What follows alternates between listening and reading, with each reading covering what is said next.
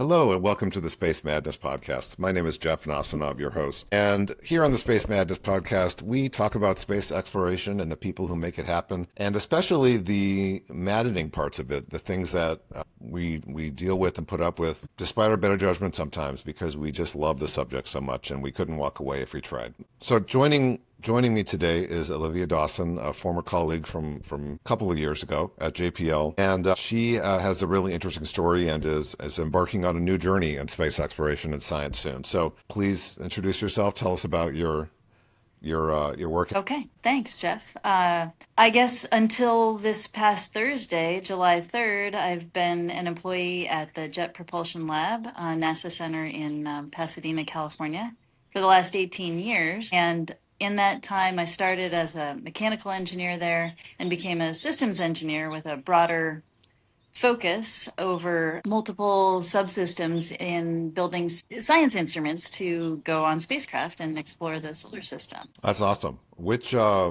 spacecraft do you put instruments on? I started out at the beginning of my time 18 years ago working on the Juno mission, which went to Jupiter, and I worked on an instrument called the low gain toroidal antenna. I guess a description of what it does and its shape at the same time. I worked on a few things that were canceled. That was disappointing. That consumed about 5 years of my 18. But then eventually I also worked on an instrument called near infrared space spectrophotometer for the Euclid mission for European Space Agency.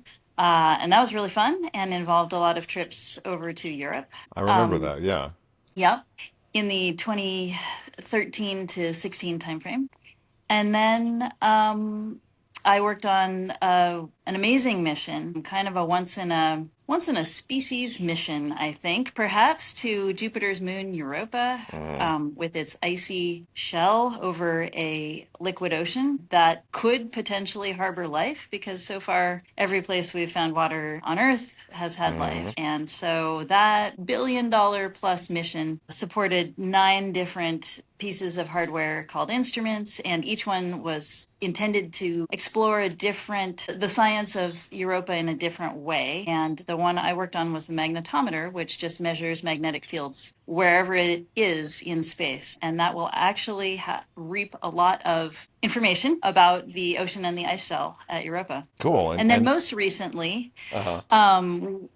The project I was just working on, now have to get used to not working on every day, was called Near Earth Object Surveyor, and it's still on the ground. It's still hardware being built, and it's a single instrument spacecraft. And its sole purpose is to be launched away from Earth, get a different vantage point from Earth, and look for the population of asteroids we can't see from Earth. And those are the ones that jump out and surprise us and hit Earth with no warning. So it's meant to be a warning system for potentially hazardous asteroids. Sure, and I imagine also a sort of astronomical catalog at the same time. That's right. It will contribute to a database that they maintain of all the many tens of thousands of asteroids that we already know about. Yeah. So the way you tell your story like that of 18 years, it's in our world, it's sort of like it's not a surprising series of career steps, right? It's an exceptional career, but it's also what careers look like in space exploration at NASA and JPL. That's exactly right. And to me, that still is one of the most amazing things about NASA in general, is that a person can decide to go into this field and end up doing this for almost 20 years and touch all of these instruments and projects that are going to half the solar system, at least by distance. And so I just think that's wonderful. I want the audience to remember that's an option for you if this is something that you're passionate about. That's right. Now the way in all of that, well, actually, I was going to get to becoming a parent also, because for the audience, so my son and Olivia's daughter were born at about the same time. We went to the same daycare right next to JPL, and so obviously have that in common. I do want to talk about that, obviously, and the relationship of parenthood to exploring the solar system. But I thought we could go back, and I've never heard the story of how you decided to pursue this work and make this your life's work. So when did it start for you? Fair enough. It started for me in 5th grade. Uh-huh. In 1986, Voyager had a flyby of, I think it was Uranus that year. and it kind of brought up the photos that had been previously published before I was aware of the newspaper. And I was just completely shocked at the quality of those photos and how different they were from what you saw if you put a telescope up to see Saturn or Mm. Jupiter or Uranus. And I actually asked my dad who on earth was out there so close to those planets clicking the shutter button on the camera. And he said they're clicking the shutter button on Earth, and those are just robots out there taking the photos. And that just completely blew my mind. And I looked at all the little letters at the bottom of the credit on the photographs, and it said NASA, JPL, and then sometimes it says somebody's name. And I asked him what all those letters meant, and he explained what JPL is. And I thought, that is what I want to do. And it is not where I got to right after graduating from college, but I still had it in mind for the additional 10 years that it took me to get there after graduation. Sure. Now, I love that because it was the Uranus Voyager encounter that also did something for me. I was 5. I was born in 1982, but I distinctly remember the telescope at the Griffith Observatory, Uh-huh. and my dad pointing out. I vaguely remember this. I think saying something about JPL over the hill, and it's possible I'm imagining that after all these years of both places, but it works. I definitely remember the beginning, so I can relate completely. And Uranus and Neptune being the two planets invisible to the naked eye for most of human history, at least unless you knew where you're looking and it was really, really, really dark, but nobody really Right. knew. Yeah. Especially mysterious. So I love that story. Takes you right back to fifth grade. I feel like a lot of space people have stories from childhood that kind of have a through line that other careers don't. Yeah, And and I think that that's true. and that emotional connection to a childhood memory or experience, it can make major changes much more difficult and much more exciting. Like when you get there on the first day. So I know we'll talk about that later. So Yeah. you were saying that the 10 years it took you to get to JPL after high school, was it? After college? After college, Yeah. I mean, I love a lot of things. I guess I have a lot of interests, but I did major in mechanical engineering, and I am interested in aviation. And I thought, well, Boeing would be a good solid place to Hmm. start working. So I applied there. I believe I might have sent a resume to JPL, but there was no Hmm. internet really functioning Hmm. well yet. And I was across the country for college, so I didn't have a way to just walk Sure. in the door and visit somebody. So I sent my resume to Boeing, and that made its way through the system faster. I think I might have gotten a rejection from JPL at that point Hmm. or heard nothing back at all. Sure. It's been a while. So I got a job at Boeing, and I thought it would be great, and I didn't love it. Hmm. And within 2 years, they went from in Seattle. I did get to move to Seattle, which a city that I really do love.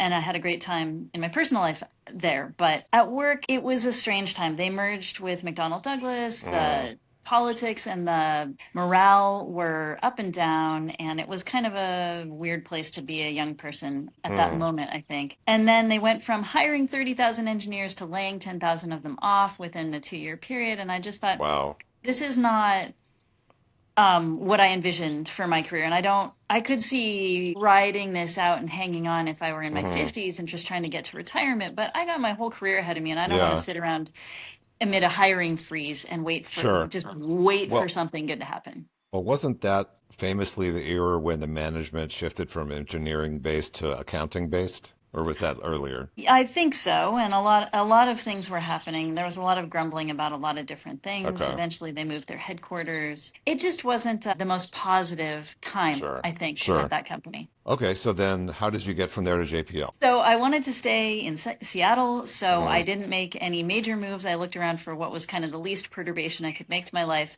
And Hmm. there was a camping gear company literally down the road from the Boeing plant where I Huh. worked, Cascade Designs, which makes Okay. thermarest products and hydration products and a variety of different brands under the one umbrella company. Uh-huh.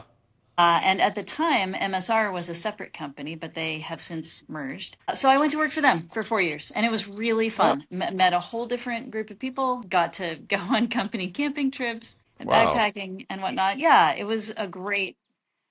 As an engineer, you worked for a As an camping engineer, gear that's right. company? Yeah. Really? Yeah. Designing, what kind of things were you working on? Well, so at Boeing, I had been a manufacturing engineer, learning about how manufacturing processes work and working on large hardware that would test flight pieces of flight hardware Hmm. from the Boeing production lines. Just pull one off Oh, as a interesting. representation of, say, a slat or a flap Yeah, and like or bend it. landing gear.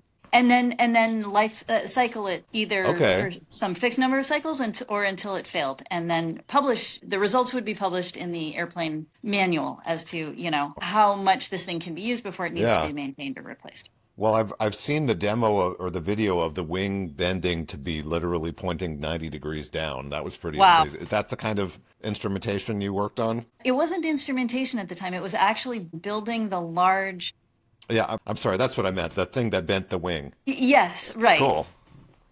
Strain gauges and all that were somebody else's problem, but Hmm. the fixture, the Hmm. gigantic fixture that would hold the wing in place and Hmm. apply the force, that would be the kind of thing that I was working Cool. on. So it was So, kind of a step down in size a little mm, bit, but not that much, to move to Cascade Designs and mm, design machines that would produce the products that they make okay. because the factory was right there on site.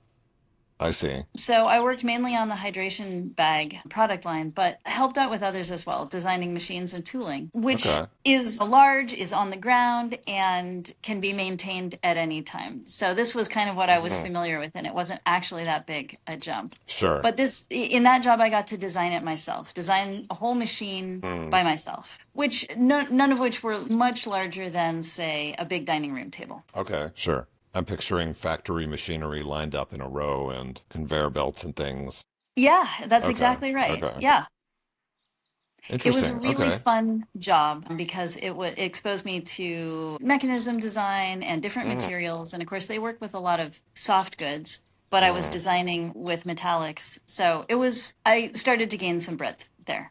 And the people were interesting. great. Yeah, in that backwards looking lens kind of way, I can see how this adds up to JPL instruments. Tiny precision mechanisms and large structures with all kinds of Yeah. forces acting on them. Okay. Yeah. So then, And yeah. the nice thing about that job, unlike at Boeing where I had one function, Mm, at that job I had to wear all the hats from designing mm, something until it was completely commissioned. So mm. the company was small. It required interacting with lots of people throughout the company, but also I was the main champion of that item from birth until it was on the factory floor working. I see. Wow. And that's not true everywhere, of Yeah. course. Yeah. And these So items were commercial hiking products, just to be that's right. completely okay. Well, okay. So the transition that happened after that was when the military was becoming heavily engaged in Afghanistan and Iraq, Mm. and realizing at the time that their gear that they had been buying for, I think, quite a while was not as good as what you could buy on the commercial market Wow. for high-end mountaineers. Okay. That message started to get to them when they really needed to ramp up and get into the mountains of Mm. Afghanistan and stuff. And they came looking for the high end companies around the country and started making deals, negotiations, and putting in Yeah. orders for huge amounts of gear. Wow. So at that Oh. point, different roles became available to work closely and directly with that customer. Hmm. And my job was kind of being pushed in that direction, and it wasn't an interest of mine. I wanted to keep Sure. doing hardcore engineering, not marketing to a new customer. So Yeah. I um, applied for a promotion. I didn't get it. Mm. And I thought, okay, well, then this is the moment in my life where I need to go to grad school. Just do something Sure. new and different that I've been thinking about. I would like to work for JPL. I think at this point I applied and they rejected me for the second time. Mm. And so I started, again, staying with the theme of remaining in Seattle. I enrolled at UW, University of Okay. Washington, Seattle campus, and went for a master's in aerospace Okay. in the engineering college. Mm. After that, I got so excited about a particular class while I was finishing the master's in aerospace engineering that I I fulfilled my plasma physics requirement with a space physics class. And Okay. that is really what led me down the path to sitting here today talking to you about Interesting. this. Well, and as Yeah. I know, no doubt your next move, I imagine plasmas are involved that we'll So my get next to. move was actually to switch departments, sew up that master's and move departments and get into what became the Earth and Space Sciences department at UW. I think that's Okay. still its name today. I was referring to your next move now, but we'll get to that. Right, right. Okay. So I took that space physics class. It fulfilled the requirement Mm, for, with some special permission for the engineering class. I moved over to the College of Arts and Sciences. What is mm, it called? Sciences and something. Anyway, switching gears from engineering to science, I started down the road with a an advisor who was interested in an engineer to work on a particular type of instrument, observational instrument that he was building mm. and making, doing research with, kind of making the first generation of a particular technology. Or maybe we should say like the third generation of a particular technology that was pushing it in a new direction. Okay. So I said, I would love to be that engineer, that grad student designing this new Mm, instrument and studying space physics at the same time. So I started a PhD in science, but then that he had to leave for personal reasons and uh, instead leave the university. So instead, I finished after 2 more years and got a okay. master's in that. I see. So then I had a master's in engineering and in science and was forced to make a decision about what are we doing with life. In the meantime, I Mm, had gotten married, mm, and so we made a joint decision that my husband and I would move down to Pasadena. I guess at mm. this point, I interviewed with JPL. They came to campus. I got a second interview Uh, at JPL, and that's what started the ball rolling toward sure. Pasadena. Yeah. And my husband got a job in Pasadena as well, in his space field as well. Yeah. And Yeah. Yeah. I it love all the worked out. as someone who's been trying to have a space career all over the country, following a much less flexible career in medicine and surgery, Right. I love to hear the successful dual sciencey type career stories. Yeah. So what was your first day at JPL? What date was that? I believe it was September 19th, 2007. Seven. Okay. Yeah. Mine was January 4th, 2010. And what's funny is Okay. one of the first things someone told me was you just missed the defined benefit retirement plan that apparently that day had switched over to defined contribution. Not that it matters anymore, but I do thought not that remember that. yeah, I don't know why I remember that, but I thought that was pretty funny. So you briefly told us about the instruments you worked on and the missions you worked on. Was that recent plasma experience from UW? I think University of Wisconsin, obviously, because I just moved from there last year. When I hear UW, but UW Washington Right, that's right. Although was I will the say, Jeff, I actually got the opportunity to go out to University of Wisconsin-Madison multiple times for that space physics really master's and use the okay. observatory out there, the Oh, name of which cool. is escaping me right now. So I Yeah. love that little observatory. When I first went to Wisconsin for a NASA project, way before Wisconsin was on my wife's radar, we did an interview at that observatory on the most perfect fall day Nice. that in that point in my life I had ever seen, looking down at the lake. It's picturesque. Yes. So small world. Yes. Yeah, so I think I was wondering, did your just for the people who are listening who might be in college or grad school and wondering if they're ever going to use this stuff, did that plasma experience lead to the kind of deep space interplanetary environment instrument work that Yeah. you did? Okay, great. Yeah. Absolutely. I mean, the wonderful thing about having a heyday in a particular subject like that is that there are all kinds of opportunities and all kinds of synergistic science happening. Science and engineering can be happening Mm, in the same realm all across the country all at the same time. So I was hired into JPL at the moment. As I said before, Juno was my first project. mhm. And of course, Jupiter is the Jovian environment has a lot of complex plasma physics. It invites it by having a giant magnetic field. Mhm. And so anytime you go to Jupiter, you not only have to be aware of the plasma environment there and the space physics environment there, I guess, but you can study it, but you also have to survive it. And Mhm. so all of this is kind of related. And there was a magnetometer on Juno that was going to be sort of two magnetometers. Unfortunately, the one that Oh, I remember JPL that. designed did not fly. But Yeah. they hired me in to JPL directly to work on that magnetometer experiment, which was definitely Okay. part of the space physics. Yeah. It was just a baby step from the space Yeah. physics masters into that Juno project. And for the audience, if you've ever seen one of these deep space probes like Voyager, Pioneer, all these, the magnetometer is a thing sticking out far away from the main body of the spacecraft to isolate it from the electromagnetic field of the spacecraft, which I always thought was fun. Yeah, And it's just you think about these machines long enough, and you just see there's genius, and then there's practicality, and the thing has to be far away from the rest of it. Period. that's So right. There's stick it on a not pole. much getting around it. Yeah. Yeah, yeah. We can only outsmart the universe to a certain degree. We're trying to Exactly. And do just these to things. make that point, the magnetometer lab at JPL is physically located far away from the rest of everything on lab Yeah, because of the same reason. If you're going to run an experiment to measure really, really low level magnetic fields and have a really sensitive instrument, then every machine running down in the main part of the campus is going to register as a signal, and it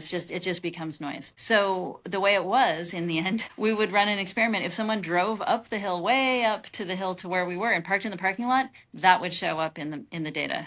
But it would be just one car at a time, not hundreds. yeah. Was that the? I know that I didn't see all of JPL, even though I really tried. But the most remote lab I saw was this giant anechoic chamber that I believe they tested the radio links in. That's not the facility you're talking about, right? This thing was the It size is of like not a no. Okay, this thing was the size of like a Costco under the ground or in the mountain that had really okay. baffles and Yeah. No. This no. is a Okay, so small yet another thing. Okay, yeah. small lab behind a different gate. Okay. Yeah, JPL is one of those places where I'm sure there's forgotten facilities that nobody's been in for 20 years. And Actually, I'm not so sure. I think some of no. them look that way outside, but all of them have to maintain strict safety rules. Oh, They okay. have to follow safety rules, and it actually Fair requires that enough. someone be looking after each of these buildings, Fair enough. as old as they might look from the outside. Yeah, I'm thinking more about things that aren't even visible from the outside that might be completely forgotten, but maybe that's just my endless search for mystery and I romance in don't this think so. subject. Oh, okay. I think Okay. they're on top of every Okay. square inch of that place, actually. Fair enough. Fair enough. So most of your work was in or around or on the way to the Jupiter system, if well, with the exception of Neo, right? So Of the near Earth. I guess I've worked on two spacecraft that went to Jupiter, and I've worked on two spacecraft that went to Lagrange points. That's how my career Right. at JPL ended Okay. up working out. One went to L2 and Neo Surveyor will go to L1. Got it. And for the audience, the Lagrange points being positions in the solar system between large objects where the gravity situation of both of them combines to produce a relatively stable position relative to those two objects. So you can kind of park there. You're not really parked, but it looks like it from the two things that you care about. That's right. Now, so when we started, you mentioned Thursday was your last day, and Hmm. Yeah. I know why, but I wonder what you would say to anyone listening. Well, we have a pile of reasons in my family, and they seem to just keep adding up. So I guess I'd maybe go backwards on this and say we could see from a few months ago that the funding situation at JPL might become difficult, and it has become worse than we could possibly have hoped for, maybe as bad as we feared or imagined. Didn't know when that was all going to play out, if at all, of course, but it is. And it so happens that my husband's and my last days at our respective jobs were on the precise day that the budget has been solidified by Congress so that the NASA budget will be cut. There is no path that I'm aware of to not cutting it by a really, really large amount now. So that just worked out by coincidence. Farther back from that, we were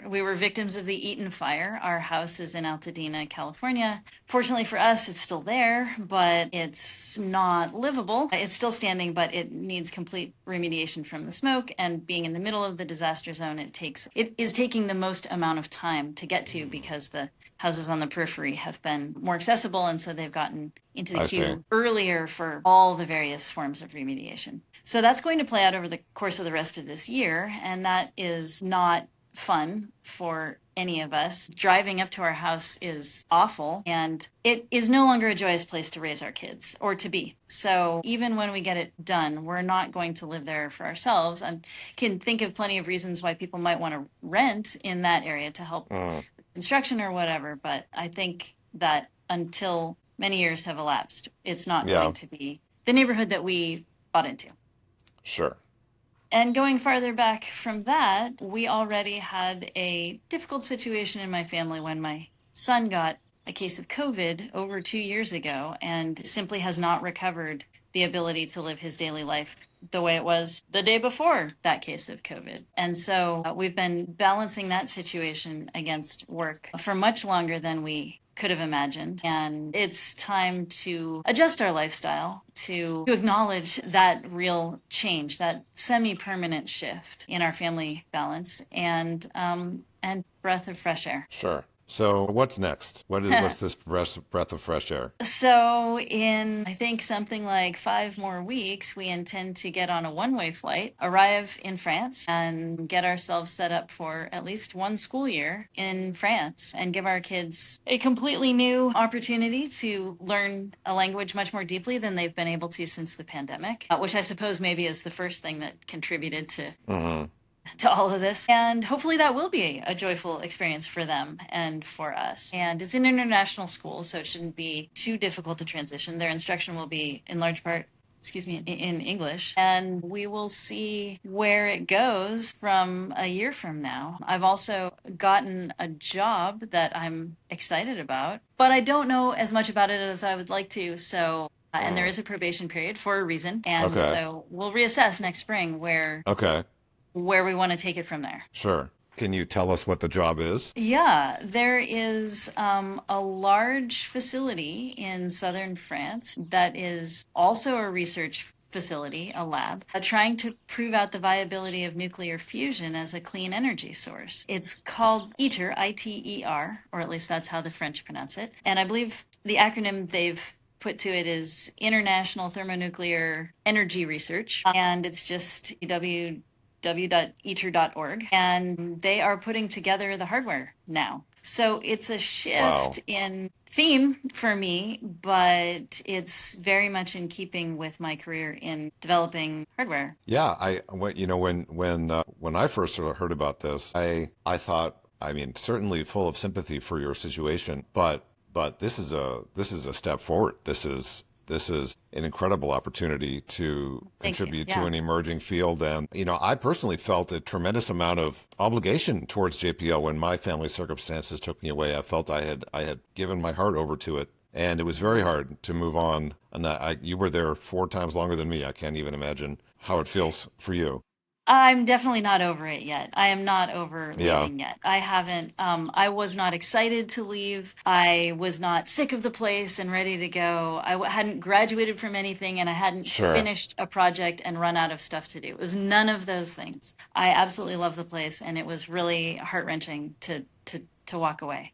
But on the other hand, the school year happens when it happens, and in Yeah. order to get there in time, backing up from that, we began to realize we're not going to get everything done for this international move if we don't leave at the beginning Hmm. of July. So yeah, it's really Well, emotional. I'm curious how that position came on your radar in the first place, and why France in general. Do you have a family background there? Fair enough. No, zero family background there. Okay. I am something of a francophile, I guess I would say. Okay. I took French all through high school and into college, and I love it. I love the culture and the people and the food and the scenery. And my worst days in France in my life have still been great days. That's how I Sure. feel about the place. My husband had never been there until our honeymoon, and I guess I successfully rubbed off on him Uh, so that he feels the same way. I have a friend there from high school who's an mm, exchange student, and we met when we were like 15, and we've been friends ever wow. since. Now she lives only 45 minutes from where we're going to be. Perfect. So that's our big connection. Yeah. But also, I know that it's not as big a jump for me to live there since I've traveled there many Mm. times. And I think I mentioned that for the Euclid project that I had to Oh, travel right. to Marseille many Okay. times. Yeah. I So remember your Facebook post somewhat occasionally lamenting the travel, but this seems like it was well, perfect preparation. It definitely was. That's right. There's a lot of Yeah, space stuff in and around Marseille. yeah, I came to realize both private and university affiliated. cool. The lamenting was that our kids were about 2 at the time, Yeah, and I hated leaving my small children, and so I would minimize my time there. I'm going to this wonderful place that I absolutely loved, and it was not well known to me, so I wanted to explore it more, but I was trying to make my trips as short as possible. yeah, yeah. So I'd fly over there, have a 2-day meeting, and fly back, all within the span of 4 days. And that's Wow. not how I prefer to do it. That's not how I would do it now that they're teenagers, but Yeah, and that was the opportunity at the time. yeah, that's a very challenging. I once went to Germany for 4 days and I was sick for a week Oh afterwards. no. Oh, I'm sorry. Well, I that's what it was. It actually certainly, I developed a couple of tricks for that. One was to yeah. stop drinking coffee about a week before so that when I drank coffee on the trip, Oh. it would be extra potent and coming Plus, it back. was And European. Yeah, yep, that's right. And I just drink it all day long to just stay awake because I I hadn't see. had enough sleep. Yeah. And the other thing was to take those emergency, they're literally called emergency packets Oh, yes. that you put into water. And I would drink Yeah. several of those on the long plane flight there and back and every day. Interesting. And every time I did Interesting. that, I managed to avoid getting sick. Interesting. Yeah, my flight back was canceled, and so I'm at the airport in Frankfurt, and I think I was on my phone trying to find another way home. And Lauren was a resident at the time, so me being gone another day was really a major challenge, even. And somehow I got on a direct flight back. The previous one was not going to be direct, but I had to run across the Frankfurt airport in like 10 minutes. And it turns out there were some Air Force people that were also on my flight.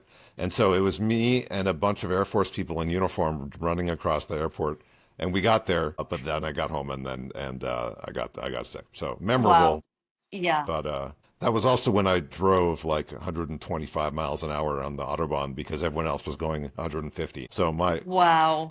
my European visits were memorable. Yeah. Okay, so you're going in a few weeks, Yeah. and uh, what's it like to kind of mentally process a place going from a place to visit to open-ended home? That's a great question. I would say I have not done all my processing on Okay, that yet. sure, you got enough to do. Yeah, So we had to yeah, close the door of JPL work because, like I said, it was not winding down. I was on a right. project that is still in the middle of everything. Yeah, And now we turn our attention really to those last details. But this idea came up in late February, early March of France because after the fire, my husband and I started to get pretty creative about how we wanted to deal with the situation we're in. We are sure, still displaced, by the way, to this lovely home that is not ours. sure. So, it's been a really uncomfortable year, and it comes on the heels of, I'd say, nearly 5 other uncomfortable years since Yeah, 2020. Yeah. So we were just thinking, how can we really kind of take life by the horns here and actually turn this into something that we want and not just keep reacting to sure. this stuff that's happening. So we looked into visas and various ways to get this started, and the way that it started is not the way that it's going to actually go. Hmm. The visa situation is much improved by getting a job, of course. Hmm. But looking ahead, I think we've all but secured our rental. We're excited about that. We're looking at it as just people. We're going to have a nice place to live. We're going to have a nice school for our kids to go to. We're going to be living in a beautiful area that we can explore for however, we'll explore our immediate area first and then branch out farther in France. And our kids have not been to Europe at all. So the field is wide open. We have Wow. everything to show them. See, I've moved my kids from Pasadena to DC to Maryland to New York to Wisconsin to Atlanta. So they're Wow. used to moving around the US. Yeah. Right, right. Hopefully never not again for a very, very long time. But there's something different about, hey, we're leaving the country. I mean, kids don't really even, well, yours are older, but younger kids don't even really know what a country is. So Yeah, fair enough. I mean, it's really not like a concept. It just becomes, I think, totally alien. yeah. Yeah, well, okay, so we did visit Canada Okay. twice. So they Okay. did get, and it is different there. It is not Yeah. just exactly the same as here.